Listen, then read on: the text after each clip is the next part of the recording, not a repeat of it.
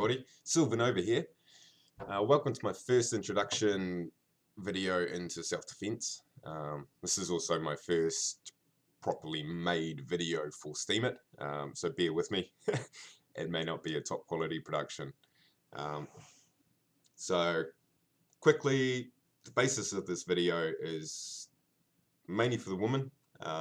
Sure, there'll be some guys and other people, anybody who's interested in self-defense, but this is mainly aimed towards women. It's something I think every woman should be aware of, is self-defense, being aware, having some little tips and tricks to get out of a situation.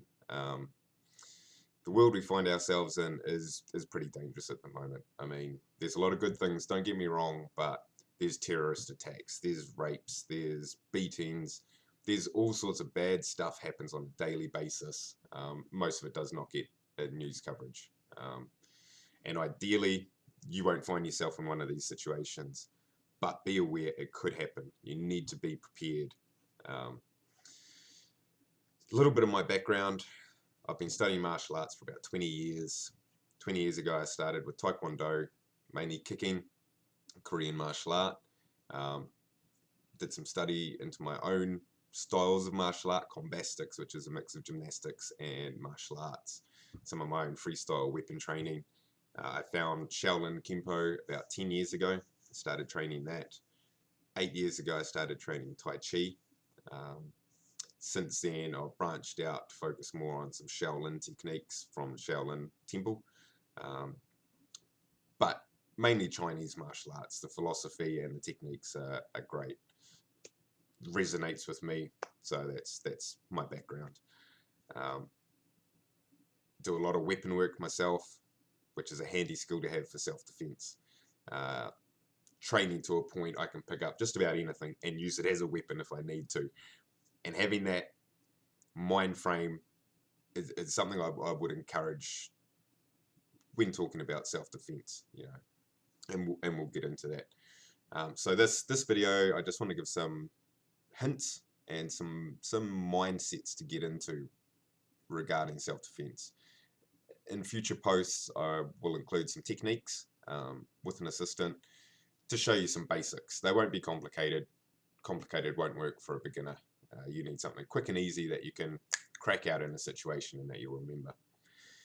One thing to point out: when a situation occurs and you need to recall your self-defense training or knowledge, generally about 10% of what you know is what you will recall at that point.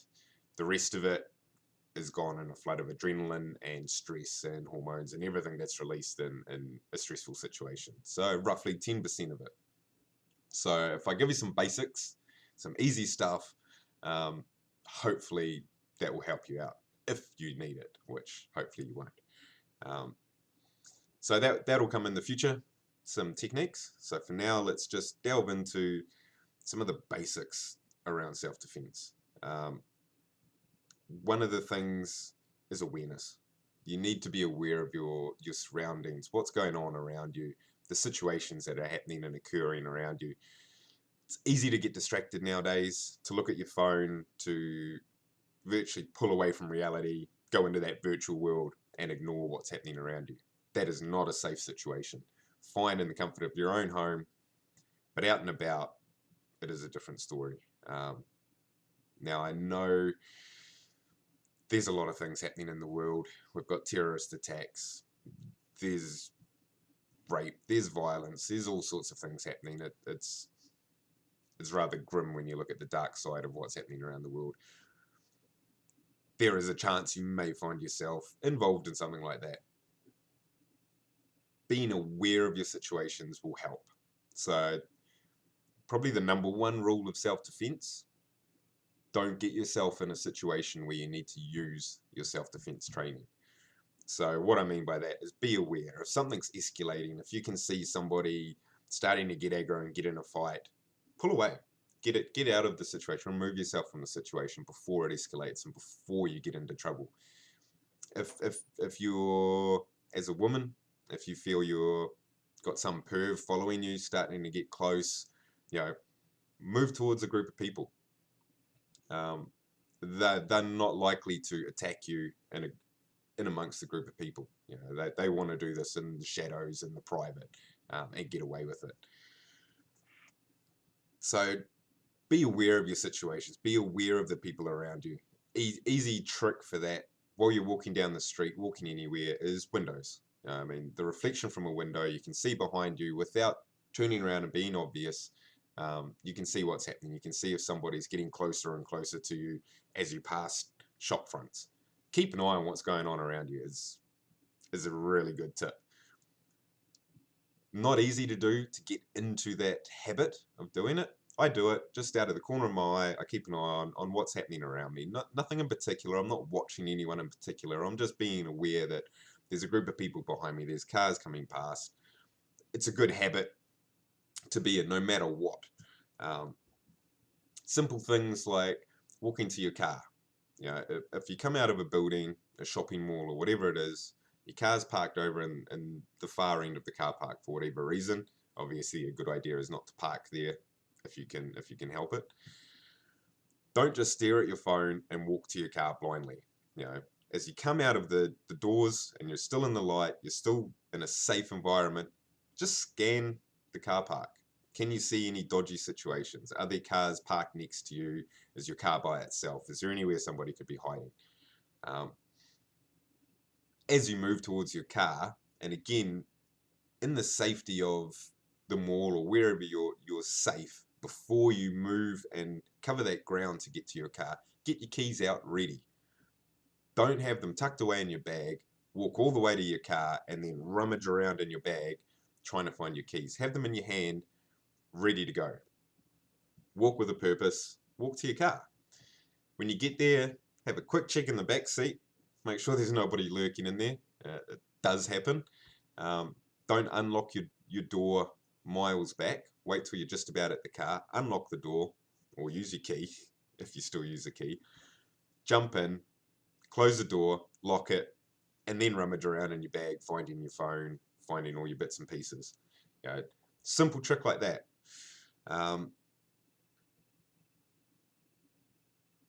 Really, if you get into a confrontation, somebody comes up to you and wants your handbag or wants your wallet, wants your money, wants your phone, give it to them.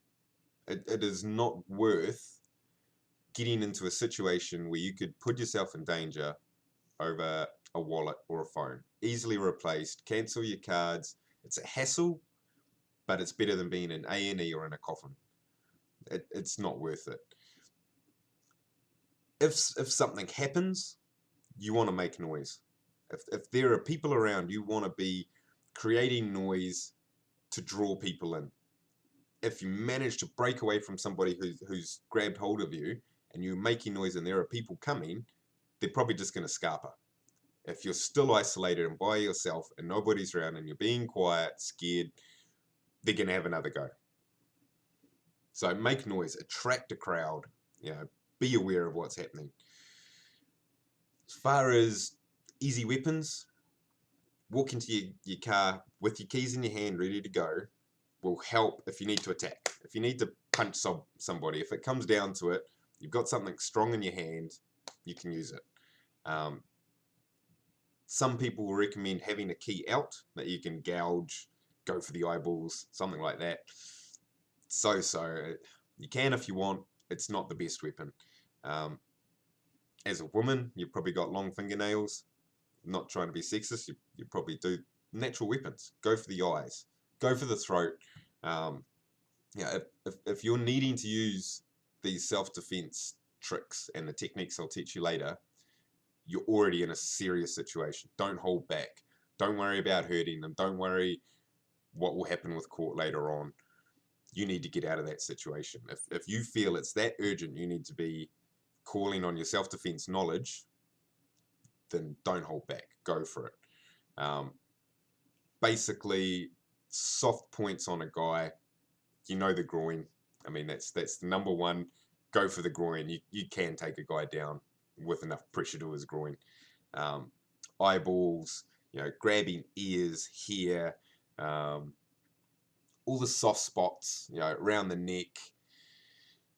All of those are great, easy points to go to.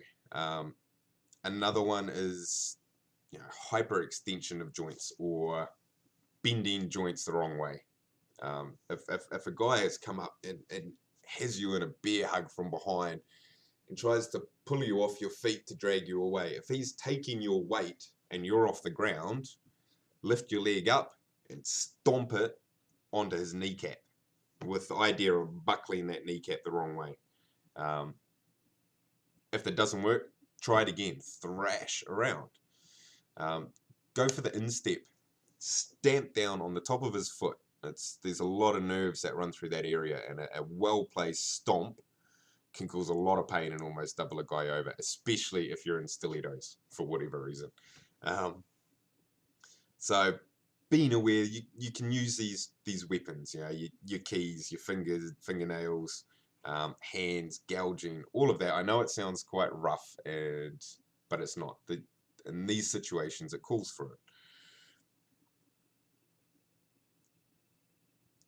I think that's enough. I noticed my video is starting to get quite long, so I don't want to bore you, and I don't want to jam too much information in your head because you just won't retain it. If you found this a little bit helpful, let me know. I plan to do some more techniques later on to actually demonstrate how to get out of some grips, how to get out of some holds. But the main thing to probably take away from this is changing that mindset. The big one being awareness. Be aware of your surroundings, what's happening around you.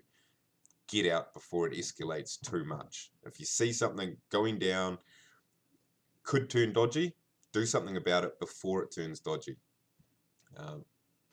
So with that, I'll leave it. Stay safe out there, and hopefully I'll see you on the next video.